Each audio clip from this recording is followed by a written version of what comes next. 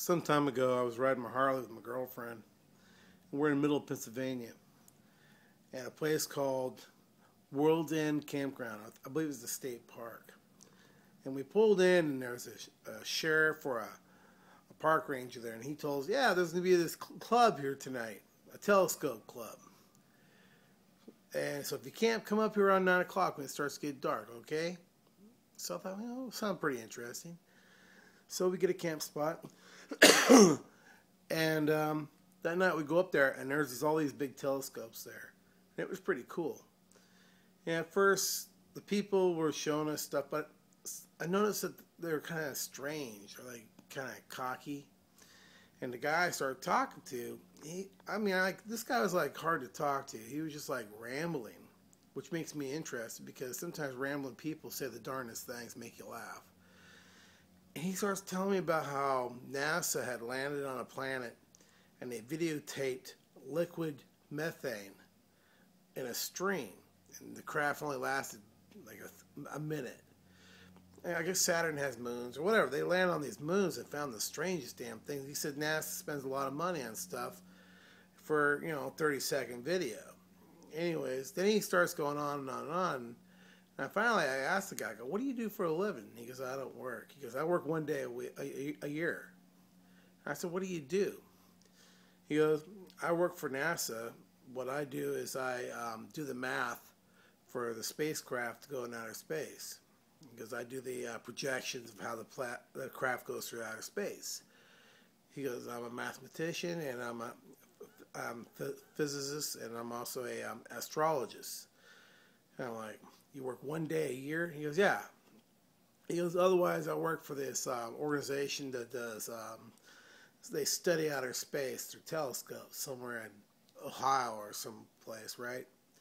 So I'm thinking, okay, whatever. He's probably a hippie or whatever. He's showing us pictures. He's showing us Saturn with a telescope, and it was pretty interesting. I was really enjoying it. And all of a sudden, he looks up and he says, "Well, that's not supposed to be there."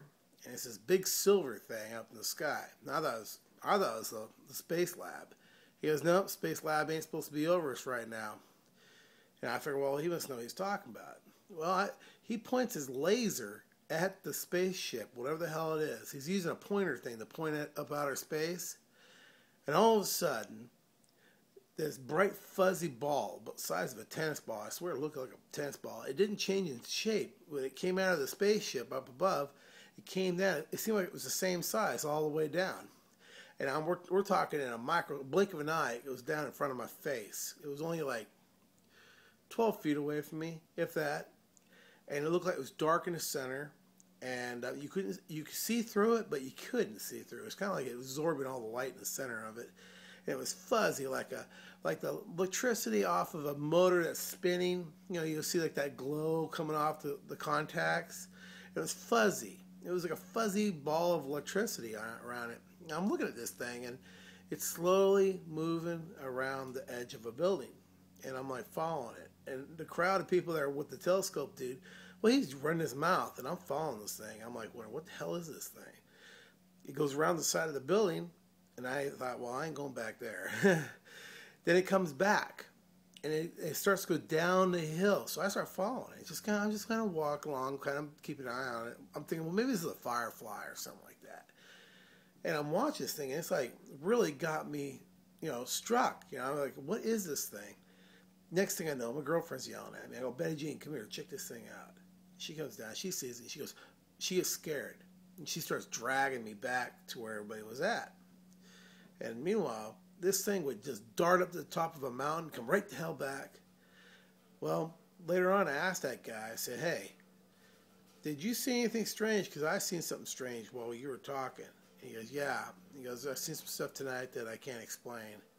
And a lot of times it's better that you don't explain." And that was at the place called World's End Campground. That was probably the only real, true, unidentified object I've ever seen. I've seen some strange stuff, but like a lot of times it could be explained away. But this one definitely could not be. And my observation of it, I feel it was a sensor. I think the thing was watching me, wondering why a laser was pointed at the spaceship. Because a lot of our missile guidance systems use lasers to get the target. And that spaceship was probably sending it down and say, hey, what the hell's going on? Go down there and check that crap out. And I'm a firm believer. Now I set up the site for UFO hunters worldwide.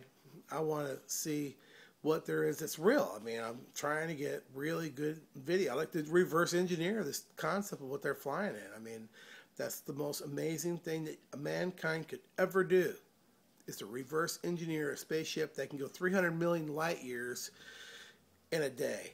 I mean, we're talking, it's got to be able to move that fast. But this is the only time I've ever seen something that I truly can say that was not from this earth. It just could not be. And if it is, it's the best kept secret. Well, there's a lot of kept secrets that I know about, but this is the best. Have a good day.